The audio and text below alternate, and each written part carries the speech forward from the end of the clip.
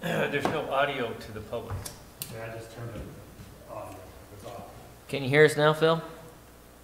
Yes. All right, we're good to go now. Yes. I can't see the camera that's in the council chamber.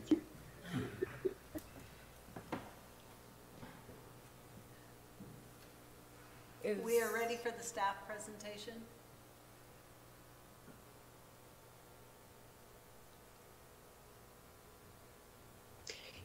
Can you share where you are in the meeting? We couldn't hear you up until now. What'd you say? We're ready for the staff presentation. Okay, that would be me. Thank you everyone for coming this evening.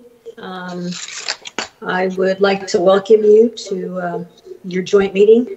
Really appreciate all of your time. We are going to be looking at our Coos Bay housing land use policies and regulations. The state of Oregon has mandated some changes for every Oregon community to facilitate new housing in our state. And this work effort is going to move towards that. I'd like to thank DLCD. They're providing the bulk of the funding for this. I'm on your second slide. And I would also like to thank the advisory committee who's been working on this. Your Planning Commission Chair, Amy, is on that committee, as well as Sarah Stevens from the United Way Board, Brian Shelton Kelly from NeighborWorks Umpqua, Drew Farmer, your counselor, Stephanie Kilmer, your counselor, Way Radomski from DLCD, and Matt Jensen from the Coquille Indian Tribe. They've been very helpful in the advisory committee meetings that we've had today. On page 3 of the PowerPoint, I'd like to identify a few things for your future reference. If you could go to page 3, please. There will be a survey on the housing strategies and our work in general that will be available on Friday of this week. It'll go up online for the community. We also will have all this information linked to the Community Development Department webpage. I can be contacted at cjohnson@coosbay.org, and my direct mail address is on this slide too, at 500 Central Avenue in Coos Bay. We're going to start out with Jake Collister from LCOG. He and his team have been working hard on this, and he'll spend some time with you for about 15 minutes. And then if you could go to the next page, next slide, please. We'll be looking for some public comments and some planning commission and council discussion. We'll then be moving to Todd Chase. He's working with the FCS group to talk about our housing pre-production strategy for about 15 minutes. And then we'd like to have the public comment on that and some planning commission and council discussion. And then finally, we'll go back to Jake, and he will talk about our development code recommendations. These are the more nuts and bolts of what Debbie and I work with every day for folks that come in with housing projects. And it's probably the presentation. Jake will have his team backing him up on that, and they are on the line as well. So once that's done, we're looking at about 10 or 15 minutes of comments from the commission, and then Jake will walk you through the next steps. On page 5 of the PowerPoint, which is the next slide, please. We've walked you through the schedule that will ultimately take us to another meeting with the council to take action, and that'll be May 4th. Next slide, please. That will take you to Jake. Ultimately, it's our hope to have this finished by May 4th at the council meeting, And we are required by the grant funding we received from DLCD to have these products to them no later than May 31st. So it's quick going, but we believe very comprehensive. With your help, we'll get it done. So Jake, I'll turn it over to you. Thank you, Carolyn. Can you hear me? Yes. Can you hear me, Carolyn? Okay, great. Yes, I can hear you. Yeah, Thank you. You're good. Thank you. Appreciate the opportunity to be with you this evening. Have really enjoyed ongoing work in Coos Bay, getting to know the community even better. The work that we're doing here builds off of the housing needs assessment, which included a buildable lands inventory. We came to you last fall with that work, or the end of the summer. And this is a neat opportunity that we have to build on that. And this is also unique in that it's combining a plan inventory, a look at strategies, and incorporating code updates. It's so often that you go through these processes and one of those gets kind of left to be handled later. So it's nice that this is happening in a sort of succinct package. What I want to talk about is some of the overarching themes. You know, this phase of what we're doing is really about dialing in on some concepts. We have some ideas about specific language, but what we've been working on and kind of incubating for the last few months is really concepts. And we brought those to the advisory committee and iterated on those, and are looking forward to your thoughts about where we're at with those at this point. Some overarching themes are that this approach is very intentionally a Coos Bay suited solution, meaning that we have worked very closely both through our analysis in the housing needs assessment, having worked with Coos Bay in the past, working very closely with staff and iterating very closely with staff on all these steps. Also with the advisory committee, as Carolyn noted. So we've been trying to take, although it's a House bill that comes from the state that is really the foundation of this, there's a lot of elements that we're iterating on and trying to suit to the city of Coos Bay. House Bill 2001 is at the heart of the project that we're working on, this housing advancement project, as we call it. And in a nutshell, House Bill 2001 is about expanding housing opportunities and removing barriers. And so what we're looking for is it's essentially an audit, trying to find where are those opportunities to support housing types, housing in general. What are the barriers that seem to be? And so there's going to be a real theme as we go through this tonight. You're going to see that, and so we've laid out our analysis and assessment of that, some suggestions. One of the big things that has to take place in every community is continuity. Legally, practically, but also legally, there has to be continuity between a community's comprehensive plan, which outlines high-level policies, and its development code, which implements those policies. And frankly, presently, there's a little bit of, and it's not uncommon in communities, but there's a little bit of disconnect between and discord between those two documents in Coos Bay right now. We're not undertaking a complete overhaul. That's not in the scope of this, but we are looking at a housing and land use lens to try to bring those into reconciliation. Another overarching theme is trying to create clear and objective standards and streamlining policy and administration. So just trying to make things more efficient. That's certainly a barrier when we have inefficiencies, both from the staffing side and from the development side. So we'll have some suggestions there. We've shared with you quite a few documents in our materials that go into much greater detail. I have pulled out, we have pulled out tonight examples for you to look at to capture some of these key themes. One of the ones I want to call out, because it's a theme that occurs in a number of places, the Coos Bay Comprehensive Plan has a significant amount of language that is decades old, from the 70s and the 80s. And one of the objectives that we call out specifically is one that talks about protecting the integrity of established land use patterns. And it's a very well-meaning policy. as a policy that's decades old, there's this idea of having fixed land use patterns. You really develop this tension over time. And a perfect example is that in 2016, the city adopted a duplex ordinance in anticipation of House Bill 2001, which allowed, many of you are familiar with this, duplexes in single-family zones, throughout single-family zones.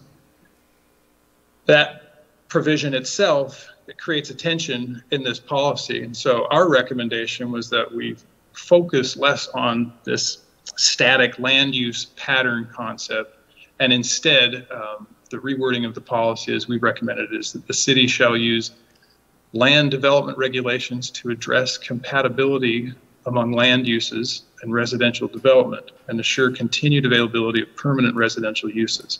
So compatibility is really the focus rather than this sort of fixed land use pattern concept. And so that would be one example.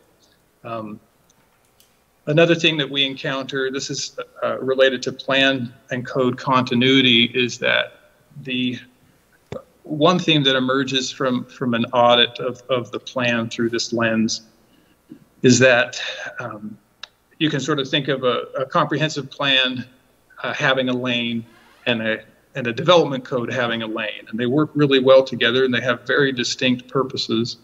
And one way to sort of characterize a finding from this is that the comprehensive plan is sort of veering into the development code's lane. And so in the comprehensive plan, it sort of enumerates quite a few specifics and in a sense sort of micromanages the development code.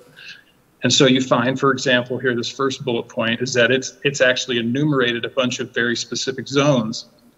None of these zones exist in Coos Bay right now. So there you have a sort of test case in how these didn't really work out and apparently weren't responsive to sort of the real-time needs of the community. And so our recommendation was that those should be extracted and that the plan should focus on these high-level land use categories and these policy-level concepts around those, and that the development code is the tool that goes through a robust public process to identify what those zones specifically should do to implement the plan.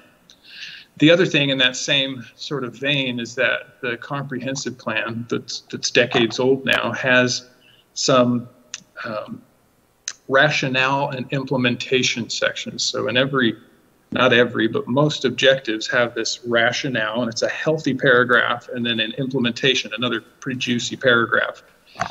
And the one concern is that a lot of the language in those is quite specific, and in a lot of instances overly specific, and it's dated. So you have a lot of details that are decades old that frankly are sort of legal liability in interpreting the code, because a code should have a certain economy of wording, right? It should state the point pretty succinctly.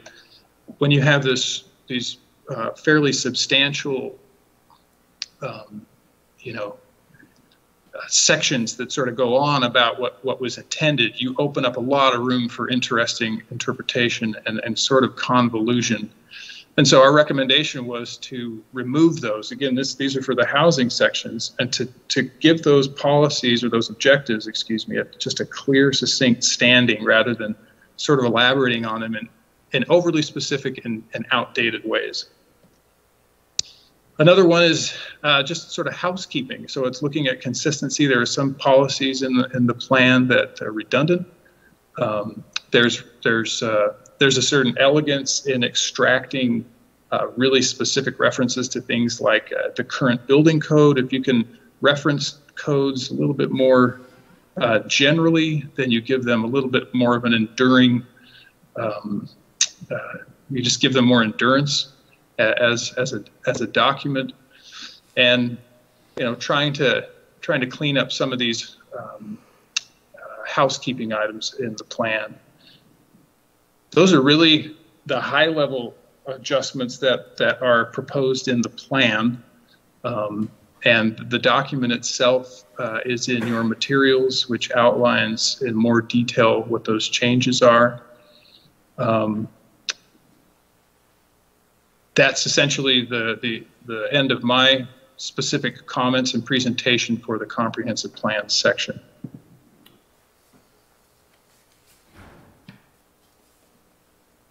Call for public comments and questions. I've got a question. Page 4/24, it talks about uniform building codes. Would somebody please explain to me what the difference between a uniform building code and a residential specialty code is? I see they struck this and just call it building codes is what they're recommending. Right. That's one of those outdated titles to what used to be the building code book. That's what it used to be called, and now it's the specialty code. So was the specialty code the one that come in place in 2017, or was it before that? I think it was before that. It's just, it gets updated, but it's now called the Oregon Structural Specialty Code, Oregon Residential Specialty Code, etc. But it used to be called the Uniform Building Code. So it's an excellent example of the idea that if you make more general reference in the plan to, we all know that we'll be beholden to to codes that come down from the state level and other levels. So if you make a general reference to it as opposed to an overly specific reference to a certain code in time, then you're finding you're having to update it less frequently because you've simply you've pointed to the applicable codes as opposed to a specific code that will change maybe in 8 years or 2 years. So that's the spirit of that recommendation. So these codes are allowed to just change kind of at will then? I mean, maybe that's a generalization, but we have, I mean, for years we had the Uniform Building Code, Yeah. which relates to health, safety, and welfare. And Yep. so now the specialty code is kind of beyond that? Yeah, it's just the new So- name. It's the Yeah. updated name for it. Okay. It's not something that the city is at the discretion, right? So the city doesn't necessarily choose. That particular reference isn't something where the city exercises discretion to say which of these codes will we be subject to. It is the code that sort of prevails. And so, Well, okay, I guess I'm still a little confused. In the city of Coos Bay, if you pull a permit, the state does the structural, plumbing, and electrical. But then the city has some part of that too, because you can't get an occupancy permit until the city signs off. The city So, does the structural and the state does the electrical and plumbing. Okay. It's all from the same document though. The residential specialty code is what all building inspectors and building officials use in Oregon. okay. Well, I They guess, just enforce different sections of it. okay, I guess my confusion then is that, you know, we're talking about housing and affordable housing, more importantly, affordable housing. And I think that's a barrier, in my opinion, that seems to be a barrier, and it seems to be a disconnect between planning and building codes. So that's my 2 cents worth, but I believe that's a barrier in the housing. Well, and the city has no control over when the state updates their documents, so what he's suggesting is if we use a more generalized term, you aren't tied to a specific version or edition of that code or a specific name, but the most recent edition or name of that code. But the final say is made locally, correct? No, that's state, right? Okay, for instance, if you had a project and the state signed off on it, and the city signed off on, the state signed off on the plumbing and electrical, and the city signed off on the structure, then they still could hold you to other things. No, when you submit your plans, you are submitting your plans based on the current edition of that residential specialty code. We don't sign off the final and the occupancy, if it involves an occupancy, until the state signs off their portion, and then we sign off the final for the structure to allow occupancy. So the city structural inspectors are enforcing the state's code. state code. So it's Yes. not a city code, it's a state, they're basically state representatives of the code. Correct, but the city does have sections of the state code that we enforce where the state doesn't, like dangerous buildings and substandard buildings. Yeah. So, but it's all based on the state's regulation. Yeah, that makes sense. I guess my, But this particular provision is really, I mean, in a way, it's really just as simple as how vulnerable is your plan to having a reference that's outdated. It's really as simple as it is. The code that we're talking about, the state's code will prevail. The question will be, do we have a term in there that's a little bit hardier to changes at the state level, or will we just have to be watching closely and make sure we update the way we're referring to that code? So it doesn't turn anything fundamentally upside down. It's just sort of a best practice to try to make sure you have as little work to keep your plan kind of fresh and up to date. Where it can get turned upside down, I guess, is when the state decides to change the specialty code, and the developer's like, "Oh, I thought it was this," and no, it's different. Now it's updated. So that's where I think the confusion can come. okay, well, I think this comes up later in your program, but I guess my whole point to this probably would be due to the energy efficiency code. And it seems to me that that has become a barrier, especially one shoe doesn't fit all here. You can't take a 50-year-old building and expect to bring it up to compliance with your energy code, but as soon as you file for a permit, that seems to be in play. And in some cases, that is just unrealistic. And since it is, since that is a local thing, there is a little leeway there. In the codes, the table N-101-2 states to the greatest extent practical. So I just bring this up because I think there's some low income housing that could occur, and I'm speaking primarily of ADUs. There's a lot of attics, there's a lot of basements, there's a lot of garages that in this community that could be used and brought into compliance. But in structure, you bet, the thing's got to stand. Fire, you don't want it to burn down, your electrical's got to be okay. Plumbing, you don't want pipes leaking. But when it comes to something as simple as maybe not as simple as insulation, of tearing up the concrete all the way around the building and insulating the foundation, or tearing off all the sheetrock off the walls and insulating it, I think that is a major problem. And I think that's a big barrier, and will become a bigger barrier in this community if that isn't, I'm not saying that, to look the other way, but one should, I think one can lessen that. I think you definitely got the spirit of it. I mean, that is great feedback, because, and I think you will find as we go forward as we go forward here this evening, particularly in those code updates, that's the spirit of what we've been doing here, is again trying to find where the barriers. That's exactly you pointed out what we're looking for, and how can we manage those and ensure that we aren't missing opportunities. So that's definitely noted, and the energy efficiency piece is a part of what we're looking at. So I think it's great feedback. Very good, thank you. Any other comments or questions?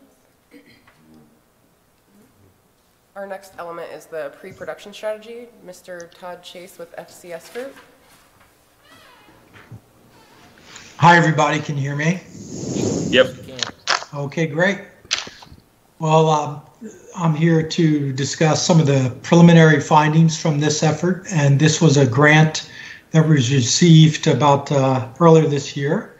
And I think the city received a grant to be really one of the first test cases in Oregon to begin to develop a pre-production strategy based on all the success you've had with implementing many other actions over the last 3 years. As part of this work, we did a background report, and we're going to share with you some of the findings we received from developers, stakeholder interviews primarily, to begin to try to shortlist some of the many strategies you could be pursuing as part of the pre-production strategy when you actually get into that level of work later this year, I believe, or next year. But the objective of this is to really set the groundwork for alternatives to the development code changes that we're going to be talking about tonight, and some additional strategies and actions the city may want to explore to eliminate some of the barriers to development of more affordable housing and even more market rate housing in Coos Bay. Next slide, please. We reached out to 9 developers. We interviewed 6. These developers are either active in Coos Bay or in Lane County or the Medford area, and they had success in building different types of housing, specifically multifamily and middle income housing, as well as manufactured home parks. I'm going to share with you some of the high-level input, and it begins to paint a picture for some of the areas you may want to address as part of your code updates that you're contemplating. Developers we talked with mentioned that they're appreciative of the 2016 changes to the code that now allow duplexes in single-family zones, but they still felt that a lot of the density allowances are still too low to get them to build maybe triplexes or even quadruplexes, 4 units, attached units on a site, to begin to make some of those middle income housing developments pencil, given some of the other costs of development in Coos Bay. So they'd like to see additional ways to increase density, and we'll talk about that tonight. In general, they felt that there is a market for multifamily being 5 or more units per structure. Typically, this is 2-story or 3-story development, but there's not enough multifamily land, so that they had a hard time finding sites that would allow them to, again, build a kind of an economically feasible development. And a lot of multifamily developers like to build at least 60 units in an apartment complex to give them the economies of scale to have an on-site gardener and maintenance person and that type of other amenities that are needed to make it attractive. And a 60-unit multifamily site would typically require 4 to 5 acres of land, and there's just not that many opportunities in Coos Bay currently like that. They mentioned there was some confusion regarding engineering and infrastructure requirements in general. I think they were talking about planned development projects, which tend to be larger developments, and what would be required in terms of off-site improvements such as street, sewer connections, and water connections. And they were also unsure about how reimbursement would be allowed if they were to make those investments, whether they could recoup that funding, that private investment that was for off-site infrastructure, through local improvement districts or reimbursement districts, which we've been successful in using in cities like Newport and Lincoln City. So that was something that was mentioned in some, that can begin to point towards a strategy towards more proactive use of local improvement districts in targeted redevelopment areas. Next slide, please. They mentioned that the return on investment is a little unproven, especially in the multifamily market. We recognize that Coos Bay is not like Medford or Eugene or larger cities that would attract institutional investment. So you're going to be dealing mostly with regional and local developers and property owners that have never developed before. And so if there's enough assistance in determining how they can subdivide a site, or once we see some proven apartment developments get off the ground, then I think it would begin to snowball, and you might see additional private investment in middle housing and larger developments. They mentioned, like in most places along the coast, cost of demolition and building reuse and site development is relatively prohibitive. You have older buildings that might have asbestos and lead paint. That's the case in a lot of Oregon, but you also have kind of the coastal wear and tear and weatherization of buildings that can lead to higher investment costs as well. So you tend to have a higher cost per square foot, as you know, to build on the coast. They mentioned it's not always clear if there are environmental issues with a parcel, if a parcel's close to a wetland or a floodplain or a tsunami area. We're not sure exactly where it can occur, how you can move the buildings around the site to configure it so that you can get parking and development on that particular site. So that can lead to some confusion. And also, because you have a constrained land supply, land prices tend to be out of sync with what the market will support in terms of achievable rents.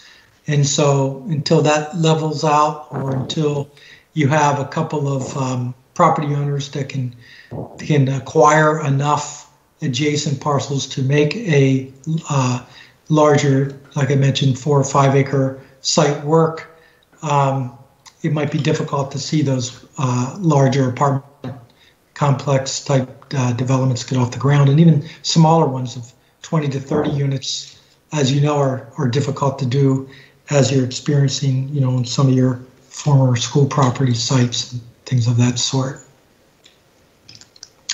So we were asked to begin to evaluate a number of what's considered to be best practices around the state.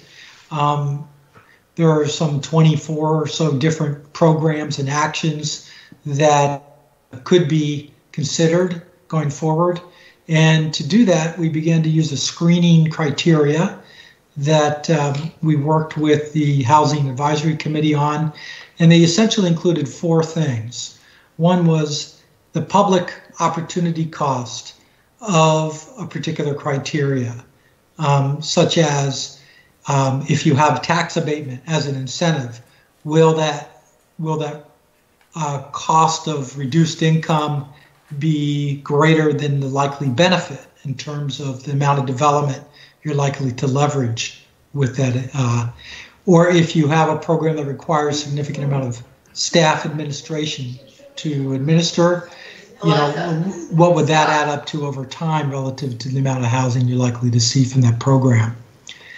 The compatibility with your housing needs analysis was something else we considered in terms of the number of targeted housing types, in terms of attached and detached and manufactured home type developments. The compatibility with other city policies was something we considered. Will a policy be compatible with the direction we see the city going currently and other objectives the city has in their comp plan, which may or may not need to be adjusted to accommodate the new policy? And the overall market feasibility of the particular policy. Would it enhance the project's feasibility from a private or even nonprofit developer's perspective? So using these as a screen, we began to do a subjective relative evaluation of each of 24 different criteria. And I'll share with you the criteria or the programs that kind of rose to the top. The top scoring strategies in terms of what's likely to result in the most middle income housing for the least amount of public investment seems to be these. Having a clear and objective cottage cluster development standard in some of your low density zones and PUDs would be helpful. We're seeing communities around Oregon and Washington begin to create these new cottage cluster designs, standards and guidelines. And as a result, we're seeing some pretty innovative developments happening. So it allows developers to basically move buildings around the site to basically make the highest and best use out of the land they have to work with. And a lot of those cottages tend to be small, 1,200 square feet or below. And as a result, they can use common areas to address a lot of the open space and parking requirements. Any way to streamline land use permitting is always mentioned by every developer I've ever talked with. And so continuing to monitor how the city's doing in that effort and to begin to look for ways to streamline that process is helpful. City of Bend did this a number of years ago in their downtown with a number of clear and objective design guidelines, which are essentially a checklist for things like building materials, glazing, height, access, parking, all these factors, and developers essentially went down the list, checked off what they had to do to comply, and staff could pretty much approve these large developments over the counter if developers complied with the guidelines. So that's one thing to consider going forward. Focusing your limited infrastructure of money on some targeted redevelopment areas would be key, whether that's in downtown or other areas that have access to either public services or transit or shopping. Sometimes you want to focus a lot of the middle housing in those areas so people don't have to drive for a lot of their basic human needs. Reducing lot sizes for new lots in residential areas. This could be done through what we call lot size averaging or reducing setbacks to accommodate some of the, as I mentioned, duplexes, triplexes, and quadruplexes could be useful. We're starting to explore this up in Newport as well as Lincoln City and Tillamook County now. Allowing townhomes, plexes, and triplexes and quadruplexes in single-family zones, I mentioned that. That's something to consider. You've already made headway there with allowing duplexes, so you might want to explore increasing that to allow some of these other middle housing types. And partnering with nonprofits is something you're already starting to do. This seems to be really the best way I've seen cities and counties deliver significant amounts of affordable middle housing, and especially in multifamily developments with some deed restricted housing included. So typically the city or county will own the land or a land trust, and they'll partner with that land trust and a nonprofit developer to basically bring the dollars to the table to build a program that basically the city, county, and whoever owns the property and whoever develops the property are all partners to. So those are the top scoring strategies. Some additional ones include limiting single family homes in medium density areas zoned for either multifamily or townhomes, for example. Some communities have limited single family development types in that area by requiring a mix of housing when development occurs, not necessarily prescribing a minimum density, but at least requiring a mix. And that can be through shadow platting, where phase one may not include a lot of additional middle housing, but phase two would. And so making sure that those future phases optimize the available land in those medium density areas. You could create a minimum density standard in all residential zones, including some of the higher density zones. That tends to be a little more prescriptive, a little more draconian, but it has been done in other communities. Limiting single family homes in the high density areas along the same vein could be a strategy to optimize remaining land within Coos Bay. And then providing a pre-approved set of plans for middle housing, such as accessory dwellings and cottage units. Some communities have done that, by, again, working with the development community proactively to come up with maybe 4 or 5 different sets of pre-approved plans that homeowners could consider. We're starting to see, at least in the Portland area, developers willing to design, build, and manage accessory dwelling units on behalf of homeowners who would basically use the developer to finance those accessory dwelling units. Not that that will happen immediately in places like Coos Bay, but to have some pre-approved sets of plans for cottages and ADUs might be helpful to property owners who are not used to development. And allowing density bonuses for middle housing is something else that's been considered, especially if that middle housing has some deed-restricted housing. And that deed-restricted housing could be at 120% or below the median income level set aside for low and moderate income families. Some of the middle scoring strategies, maybe the second set of tier of strategies you might want to pursue after you begin to contemplate and adopt some of the high scoring strategies, could include identifying appropriate locations for upzoning, basically finding lower density zones that are appropriate for middle and maybe even multifamily development. And that could be with criteria that are used to determine whether those locations are outside of environmental hazards, proximate to services, maybe proximate to schools. Those types of things could be used to determine whether certain sites could be upzoned. You already have a requirement that zoning should be clear and objective, so that one's probably a little bit redundant.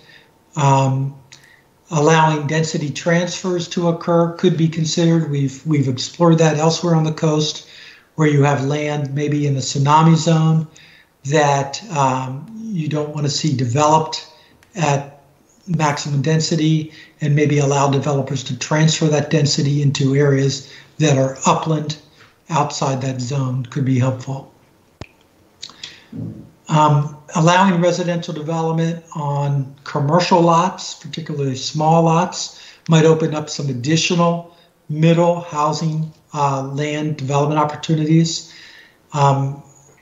We don't know how, I don't know how many sites there are like that, but again, if land zoned for public use or commercial use, and you probably won't see a whole lot of commercial pressure in the near term, but you might continue to see a lot of residential development pressure. So that could be one way to increase your buildable land supply for housing. And changes to development code regulations, whether that be zero lot line requirements for downtown, or whether significantly reduced setbacks in other locations, as we already mentioned, could be considered. Other middle scoring strategies include, this would probably require a public vote, but use of a general obligation bond, voter approval for development of a affordable housing fund to help acquire land for affordable housing. The use of property tax exemptions and freezes, as well as abatement, could be used as well to incentivize middle income housing. A construction excise tax for affordable housing has been contemplated in the past, and something you might want to consider going forward. Newport adopted one a couple of years ago. Hood River has one now. They tend not to create a lot of funding up front, but they do create enough funding where you could use that money to acquire and finance sites that could be used for affordable housing, and then leverage state grants and other funding to create new housing opportunities. So that's something to consider, even though they tend to be, again, pretty innocuous in terms of the impact on development. They tend to be about 1.5 to 1% of the improvement cost is usually the cost of a construction excise tax, and sometimes you can reduce other things or incentivize or streamline permitting, which could be an incentive to make up for that cost to the developer. Requiring or incentivizing a mix of housing types in PUDs is something else that has been employed in places like Forest Grove, where we're doing some work in this area. So that again could still allow the development community a lot of flexibility and creativity to build out the PUD how they see fit, but still create a mix of housing in that PUD. And this is probably less appropriate in places where you don't have significant amounts of transit, but increasing density near anywhere that has transit or transit service or community services nearby, such as shopping or schools or that type of thing, is always a good consideration. Other strategies?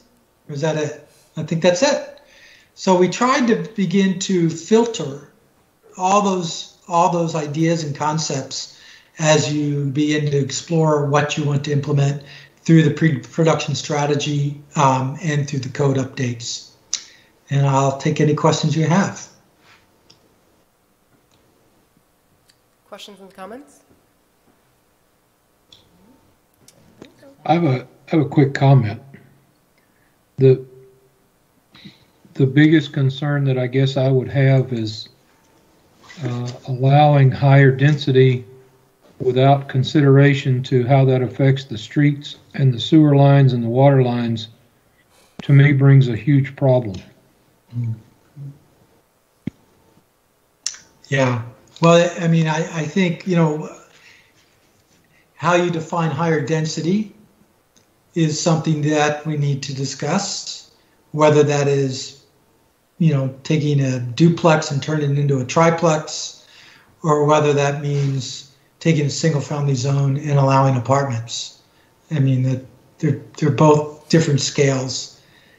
But I agree, you want to know where you have adequate water and sewer and roadway capacity before you consider major upzoning, and that's certainly one of the findings from this work. Okay, thank you. Our next element is the proposed development code updates. Amy, Jake. could I ask something real quick? Oh, absolutely. Hi, I was just curious, did any of this look into expanding residential opportunities, or taking a look at land that the city of Coos Bay had already and potentially putting it out there for developments? Or is this all, it seems like it's just trying to maximize number of units on a single lot, rather than try and cram into the same size boundary we have right now? Is this looked at all at possibly expanding that and places to go? Yeah, I might have skipped over one of those strategies because, one of the strategies was pursuing partnerships, which would entail optimizing public lands and potentially with private and nonprofit developers. And those could include lands that are not currently zoned for housing. So yeah, that's definitely one way to, I guess, increase the supply of opportunities in the near term. Another, I'll piggyback on that as well. This is Jacob Collister with LCOG. When we did a not uncommon outcome of a housing needs analysis, right? That's a very objective analysis that is that sets out to answer the very real question. What are the needs? And a key part of that is, do we have sufficient lands? That analysis does return the assessment that that Coos Bay has sufficient lands to meet its needs. We've touched on a few nuances here. I find it very interesting, the finding that, some of these parcels of certain size are really necessary to kind of get over a size threshold, kind of a critical threshold for some of these developments. And that's an interesting analysis that can be a sort of more sophisticated part of a housing needs assessment. But the housing needs assessment came back with not just a surplus, but a pretty healthy surplus. And so, it's a fairly objective analysis, and that document is certainly available for review. But so I would say an even more objective analysis than that is the fact that so many people are struggling to find even moderately affordable rental housing or even a house to purchase. I find it really hard to believe that we have an overabundance of developable land that's economically feasible to develop, and yet housing is still so expensive for so many people here. I would just add, I've been doing this in Oregon for 20 some years, and we tend to find this situation a lot, where, over 20 years, if everything subdivides, there's plenty of land to go around for all the development that's projected to occur. But you can't find enough, land, shovel-ready sites to meet 1 year of demand often. Yeah, so there's a little bit of a disconnect there. I think a lot of these strategies are intended to try to get some of that land that's in the long-term supply off the fence and moved into the short-term supply. And that's a lot of the focus of this production strategy work. And I'm not disagreeing with that, but about 3 years ago, the city of Coos Bay, to the tune of $625,000, took a couple acres of flat buildable land right off the Ocean Boulevard that could be apartments right now, or something that was supposed to be a library, and now the library isn't going to go there. So I think there's avenues out there beyond just encouraging people to convert their garages into tiny apartments to rent out to be able to afford their mortgage every month, that should be seriously looked at. So this is Joe. On that piece of property on Ocean Boulevard, that's going to be available for some kind of development. It's up to the council to decide. The library's not going to be located there, for clarification. And this is Roger. I think I'll add in that the city is doing a number of projects like that. We're taking the old Inglewood School. We're going to be cleaning that up, and under an agreement with the county, that'll be turned over to Orca for low-income housing. We also have a 2-acre tract of land that we're putting out for a request for development proposals, very similar to what we did for the apartment complex, multifamily apartment complex that went out in Empire. So with all that said, those are our big parcels of land. We don't have a lot of big parcels of land in public trust. Most of the little pieces we have are more than challenging, and most of them are probably unbuildable on. Yeah, and there's not a lot of developable or buildable lands. A large piece that we do have, or that's available, is owned by the Port of Coos Bay and East Side, and we've approached them about having that be available for developers because there's been some interest, and so hopefully that'll come about. Amy, this is Stephanie Kelmer, and I was going to just mention that, along those lines, the council's discussion has always been we'd rather, keep those lands that are available to the public for development with the public rather than owning those properties, and we have considered development proposals for that.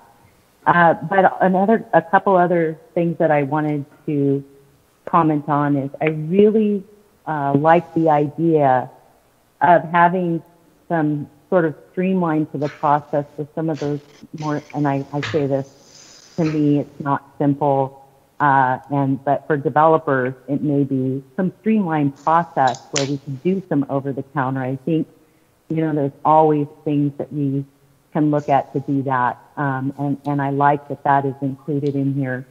And then just one final comment, my concern about the housing on commercial properties. I don't know what our commercial property amount is in the city, but we kind of have come full circle from, 3 decades ago when we were trying to deal with some blight issues where you had lots of commercial development surrounding, housing. And I would be concerned with making that a priority. I think that's kind of a last resort.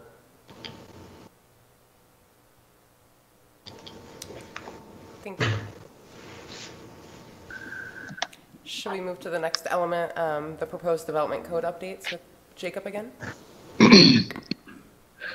Yeah, thank you. This will be actually a really good continuation of the conversation, I think. So got a really good, got some good exchange going on here, and exactly what we want from this meeting. So I think everyone will find that there's going to be opportunities to look at this. The way that we've laid out sort of the elements tonight was that the comprehensive plan really gets at the higher kind of policy level, like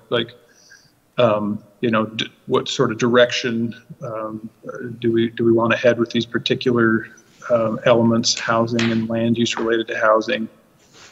Strategies, that housing pre-production strategy is an independent deliverable, but obviously feeds into the work that we're doing with this particular development code update. Doesn't mean that we will capture everything right now, but I think you'll see how we've dovetailed in quite a few instances quite nicely some of these higher ranking strategies, and so you'll have an opportunity to look at some of those and kind of weigh in. So the kind of key topic areas that we'll touch on here, and that you'll see in the deliverable or the material that was shared with you related to the development code, was an annotated code. So it's not quite the sort of red line version that you've seen with code amendments in the past.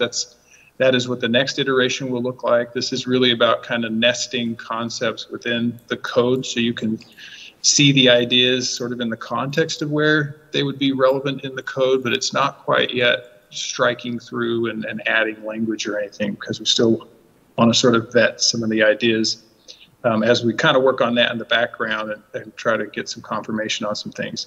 So again, you're going to hear this consistent theme, looking to remove barriers. I appreciate the comments about the suite of tools that communities have to increase housing, and expanding a UGB is definitely one of those. And it's an instrument that the state has in its statewide planning process and reflected in its goals. One of the things that happens, and this came up in the housing needs assessment process, was one of the realities of planning in Oregon is that you're beholden to a population projection that the state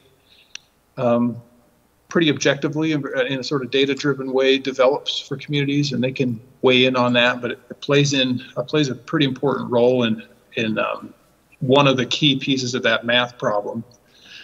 In any case, we were going to proceed with this step, which was to look at, okay, what are the barriers that we can remove, regardless of whether the UGB is expanding? How can we do a better job with what we have, and look at some of these things? So that's really what this project is about, and these development codes will focus on those barriers and looking at how to address them. One of the things you'll notice in here is just kind of in some ways, some kind of low-hanging fruit that we discovered in this audit. Things like standardizing definitions. You've heard the streamline term a lot tonight. Looking at how do we streamline? What are some practical things? Talking to staff, using the experience of the consulting team and other examples in other communities. Clear and objective standards, making it so that not only is it really clear to staff and decision makers like yourself, but it's really clear to developers. They're willing to take more risk when they have a good sense for what to anticipate. Making sure that the development code is consistent with the comprehensive plan, And then just kind of in the same spirit of objective and clear, you have it's user friendly, and it has a certain legibility to it. So one of the key things, we brought this up, the duplex provision that Coos Bay has is very much in alignment with House Bill 2001. There's a few recommendations that we have that sort of round out the spirit of 2001. So exempting duplexes from density standards in all residential zones. That's just taking that sort of a step further, applying the same standards to duplexes that you would to detached single unit dwellings in all residential zones. At this point, we don't currently have a recommendation for housing types beyond duplexes as far as that sort of ubiquitous allowance in single family zones. That's not something that we recommend presently, but certainly open to thoughts about that. Standardizing definitions. So looking at, this is a common thing in codes where over time they start accumulating terms that that can sometimes be inconsistent with internally within the code. Also can be less consistent with kind of more standard terms that are kind of emerging in practice. So an example would be an accessory living unit is at least in one location where what we more commonly are now referred to as an accessory dwelling unit. Those have also been referred to as secondary dwelling units, mother-in-law apartments, those sorts of things. But accessory dwelling unit is a fairly standard term that's emerging, and so that's a recommendation is to use a more standard terminology. There's a lot of terms for housing types that are used throughout the code, and in fact, in the definitions themselves, they're sort of peppered throughout the definitions. One recommendation is to organize all of those, consolidate them into dwelling multiple unit types, and then have sort of subcategories that essentially consolidate all of these. So you have one section where you find definitions for all of these. It's essentially organizing. It's part of that user friendliness. It's part of the assuring that you don't have incompatible definitions that pop up in different places in the code. You consolidate them, you centralize them, so there's always one place where you're consistently updating, for example, your definitions. One of the things that has come up a couple times already, it came up in the recommendations, is the idea of making sure that you, one of our findings was that the thresholds for review are run a little bit low in Coos Bay currently. And so what we mean is that sometimes applications are often divided into types. And so the lower the type, the lower the discretionary decision making. And so a type 1 permit is something like a fence permit, where you're essentially doing math. Everything is very objective, non-discretionary, and then up to the type 3s and 4s where you're making very discretionary decisions. Those are the ones that come to you all, where you're interpreting policy, you're making decisions that staff should absolutely not be making. Part of our assessment is one that you currently have some land use applications that could be handled by staff, frankly, presently, but certainly with a little bit of tweaking to create more criteria that's objective, so that staff really is making a non-discretionary decision. By doing that, you not only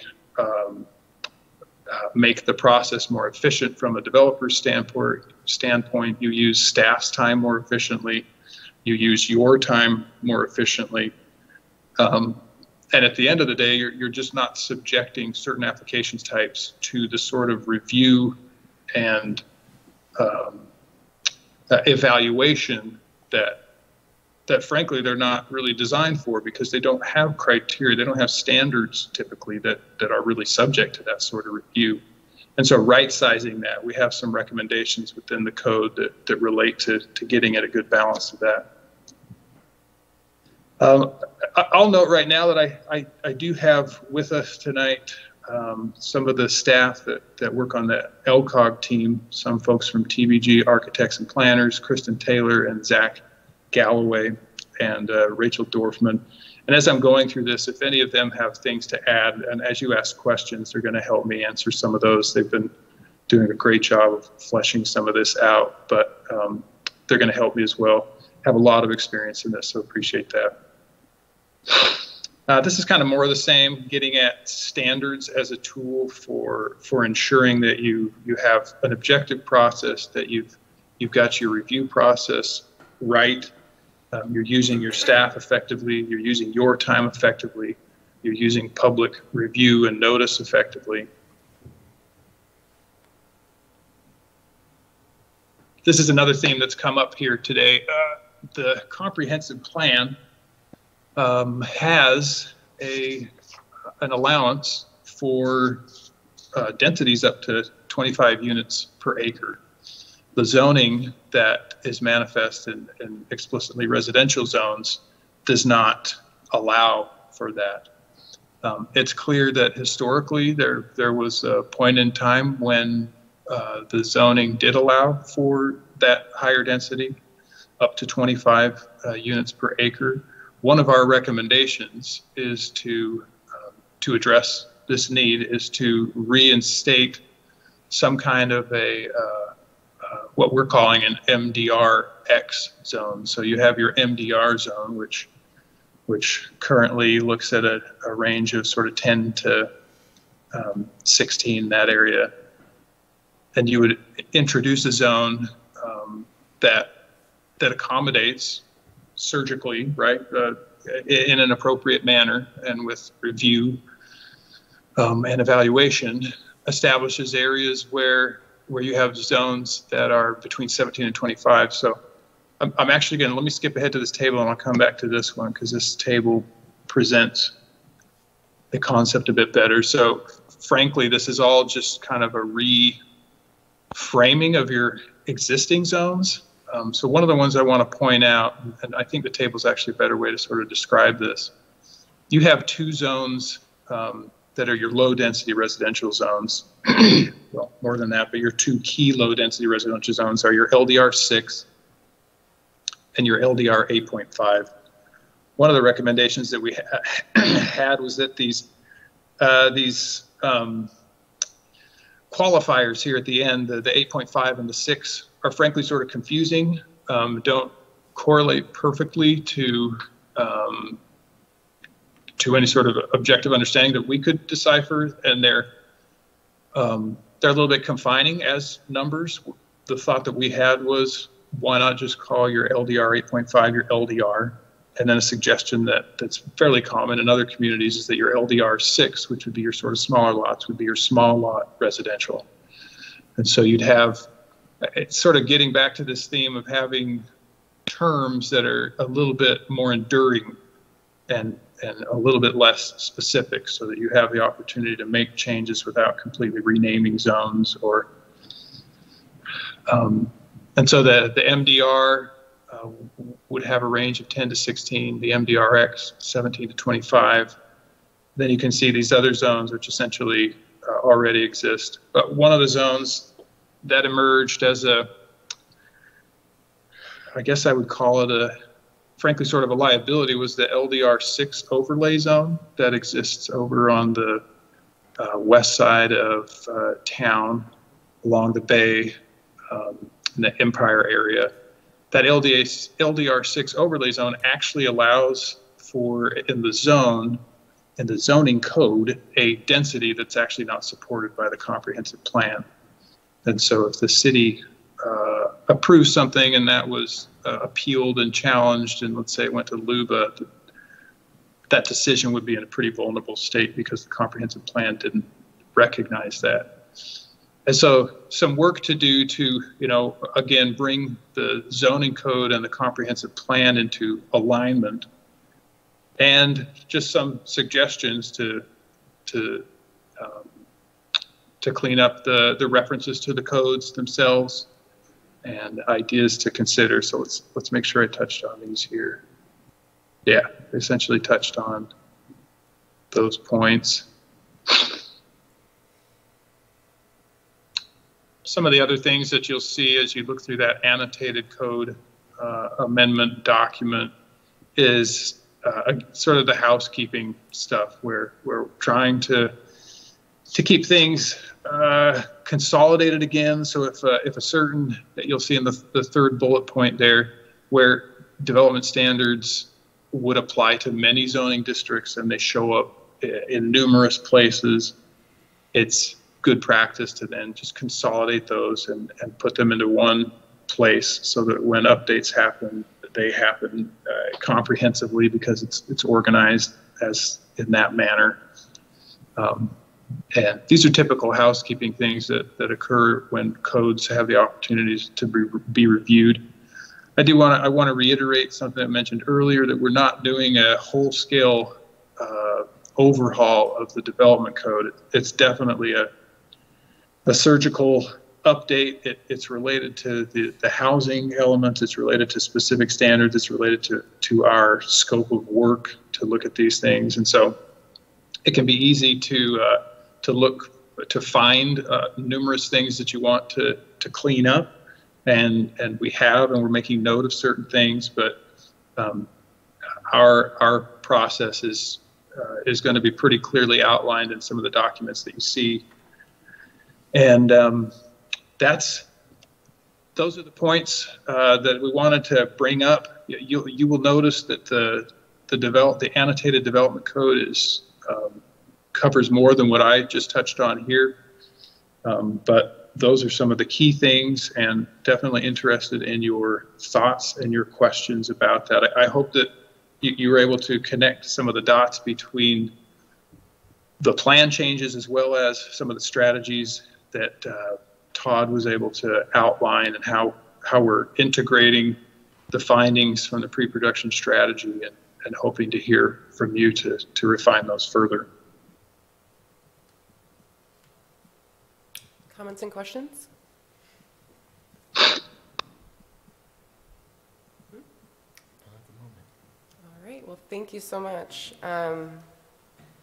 Did you already go over the next steps then, Jacob? I'd be happy to do that. Okay, perfect. So the next steps for the project are, of course, tonight, March 9th, we had the opportunity to touch on a few key things here, gotten some great feedback, and taking notes for sure. What we're going to work on next is this greater level of detail that we talked about, where we really start kind of redlining in the more traditional sense that many of you would be familiar with, of looking at, okay, these suggestions about what we strike and what we propose and how we actually change things, take it from that sort of conceptual into the more specific. We've done a bit of that with the plan because it was a bit of an easier lift. But we'll be doing that now with the code, and working really hard actually over the next few weeks to get some materials out to our housing advisory committee that we've been working with. They're excited and ready to see those changes and to start to see the detail that we've been promising them. March 25th, we'll have a meeting where we work for the final time with the housing advisory committee on those changes. We'll then be able to get their feedback and iterate once again to develop something that will come to you all again, and we'll have the opportunity for you to weigh in on, for the public to weigh in on. And we're gonna be working really hard through April to make the progress and to incorporate the feedback to get something that you can be happy with. So that's the update at this point. I don't know if Carolyn wants to add anything, or if anybody else from the team feels that there's something I've missed of import there, but.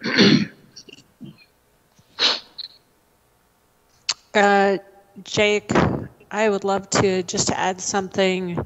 I And I think we will address more, because a lot of the discussion at the very beginning around the building codes.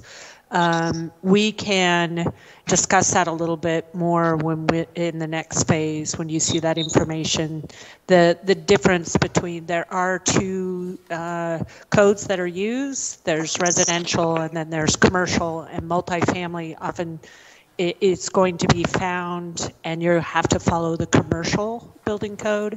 So we'll go into that, because it sounds like there was maybe some need for clarity. We'll go into it just as far as you need to know as it's relevant to the development code. Thanks, Kristen. This is Carolyn. One more notation I'd like to touch on is the comment about the streamlining our process. As you know, you have 2 planners on your staff, and taking things to the Planning Commission at that higher level that was discussed is a full-on extra step that slows people down, and it takes a lot of time to pull that all together. They meet 12 times a year. It's quite a bit of work. One of the charges that I challenged the group when we started was, let's find a way to make many more development scenarios reviewable by staff rather than the Planning Commission, but still engage the public. And they've risen to that challenge, and I think you'll be pleasantly surprised at what you're going to see ultimately. So I wanted to share that now.